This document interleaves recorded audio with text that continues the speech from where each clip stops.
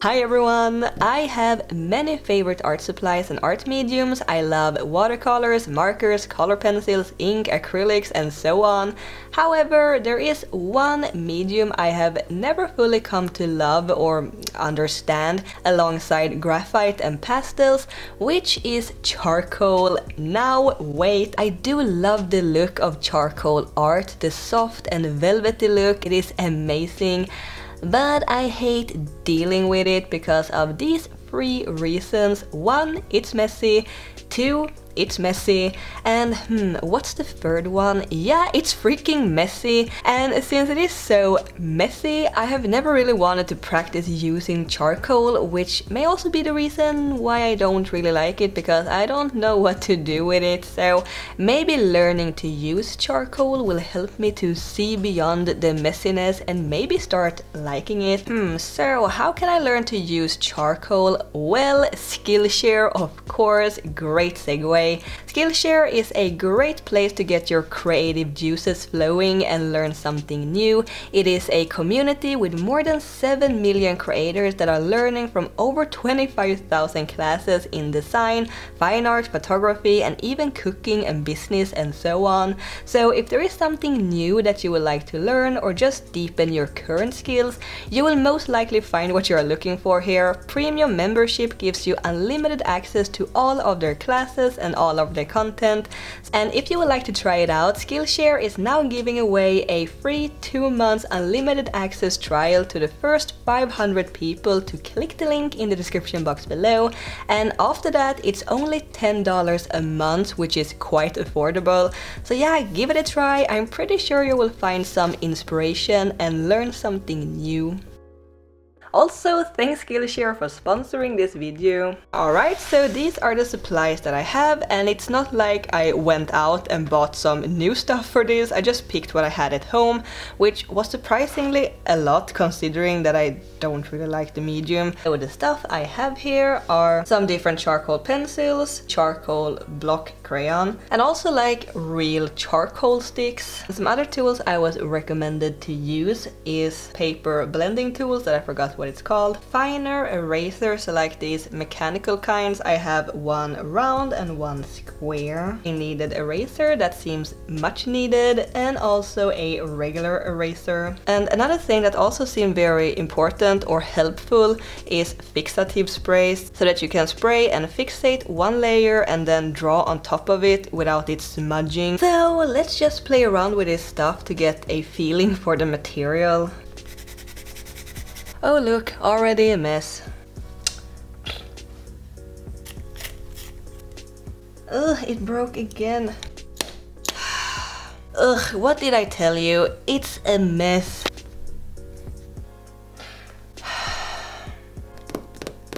Well, I guess I'm not supposed to use the medium charcoal pencil then.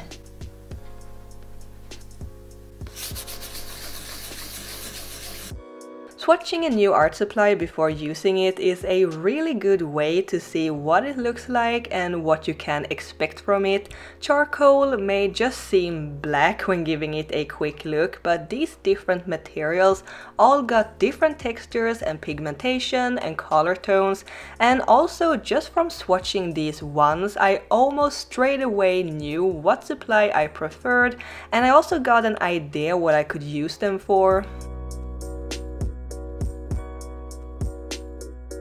Smudgy, smudgy, smudgy. So I took a few classes on Skillshare in charcoal, obviously, how to make a charcoal pet portrait by Jennifer Moorhead, and beginner's charcoal drawing by Shelley Cleaver. They showed some really interesting techniques that I didn't know about before, and one of them was to fill the paper with charcoal and then smudge it to a medium tone and then use an eraser to draw with in the charcoal, like creating negative space and then building up the contrast, and I really enjoyed this technique. Well, I thought it looked like a kneaded eraser, but it sure doesn't act like one. So yeah, maybe I will just use another one. Yep, this is much better. And then I just played around with the charcoal on different paper types. Apparently charcoal works a lot better on paper with a little bit of tooth, with some texture for the charcoal to grab onto. I really like the look of the charcoal on this super textured watercolor paper, but it was so rough that I would probably get blisters on my fingers if I was gonna smudge the charcoal around on it. So I went with a little smoother, medium textured paper. Anyway, now when I have tested out the supplies a bit more, let's just jump straight into making an epic, or at least decent, artwork using charcoal. So I was inspired by Jennifer Moorhead's Skillshare class. I love drawing animals, so I thought why not draw a little husky pup, because they are adorable and also they are black and white. So I would really get to practice making the deeper, darker tones and also the lighter ones. So I picked a smoother type of watercolor paper. It has a little bit of tooth, but not so much that I will get blisters on my fingers from blending the charcoal. And it is also quite thick, so it can take a lot of blending and smudging and erasing. So what I first did was making a rough little sketchy sketch so that I would have something to follow. And then I blocked out the shapes with the charcoal and blended it out.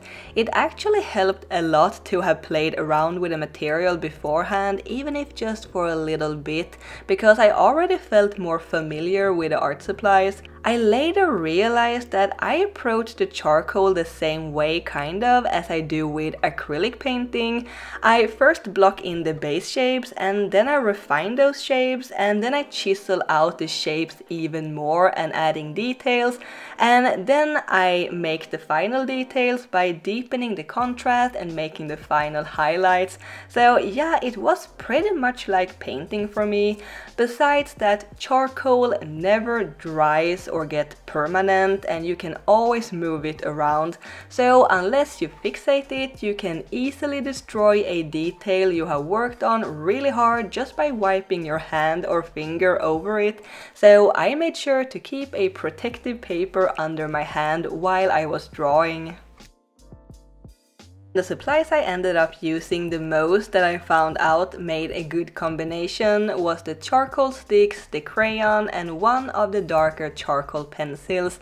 The stick was very soft and super easy to smooth out evenly. It wasn't super dark, it had more like a medium tone to it, which I found very helpful to create a base layer that I could either lighten up with an eraser or darken with a crayon. And it was great for the more subtle shading in the white parts of the dog's face and ears. The crayon was great for covering larger, darker areas, and the pencil was very helpful for the smaller details like the eyes, for example, since it has a finer nib that you can actually sharpen. Both the erasers looked like a little lump of coals themselves when I was done with this drawing, but the kneaded eraser was really good to make softer transactions between light and dark, since you can just press it down on the paper very gently and it will only pick up a little pigment at a time. The regular block eraser though was no good. It made quite a mess, leaving these little eraser crumbs everywhere. So I would pick another one for next time. One eraser that I can really recommend though was the mechanical round one. It was perfect in this case to make the fur with, and also for adding shines in the eyes and on the nose and tongue. It was super helpful. Another tool I used quite a bit was this little makeup brush. I used it to wipe off the charcoal and eraser dust from the drawing without smearing the charcoal. And you may be wondering, since I was complaining about charcoal being messy, why the heck am I smudging it with my fingers and not using the blending sticks? Well, it is actually a lot easier to control the blending with my fingers, and I think it looks better too. I get a much smoother blend, and I can also blend on larger areas. The blending sticks though is great for blending on smaller areas, like the eyes for example, but in general I just prefer blending with my fingers. I don't actually mind that much that my hands are getting dirty. I am more concerned about the charcoal dust and eraser crumbs and nasty fingerprints being everywhere on my workspace. I think it's time to reveal, do I still hate charcoal or have I changed my mind? I'm gonna be totally honest, I am hooked. I had so much fun making this portrait, and I am even considering making even more drawings. I really like that I could transfer my way of working with acrylic paint into this art medium, and it also definitely helped to have more knowledge about the medium and the different techniques and the tools, and it just made me feel like I had some sort of control over what I was doing. I still believe though that there is no right or wrong in how to use certain art supplies, but it can be helpful as a beginner to at least have some sort of guide to follow. I am still not 100% over the messiness of the art medium and how dirty the workspace becomes, but I think a less dusty eraser would actually help a lot in this case. What I do actually really like with the charcoal compared to graphite is that charcoal doesn't give this weird shine as graphite does. When you draw with graphite you can see that it catches the light, so it is hard to make black look really black. With charcoal you can really get this deep contrast, and as I said before, I really love the smooth and soft and velvety look. It is really pleasing to the eye. Speaking of eyes, the doggo in the reference that I used have one brown and one blue eye, and the blue eye is a lot lighter than the brown one, and I don't know if I did a really good job transferring that into this black and white portrait. I think I might need to practice a little more on the different values, but other than that I am shamefully proud of this portrait. There is probably a lot of things that I need to work on, like the shading in the face for example. It could look a little more cohesive, but other than that I am pretty pleased with it. So when I was done, I cleaned up the edges of the paper from fingerprints, and then I fixated it with the fixative spray to keep it in its current state. My pup turned out a little thicker than the reference, but I wasn't really trying to get it exactly the same. I mostly used it as a reference for shading and stuff. I love it anyway, and I hope you like it too. So yeah, don't forget to check out Skillshare and sign up for 2 free months by clicking the link in the description box below. So yeah, thank you so much for watching, and I will see you next time. Bye!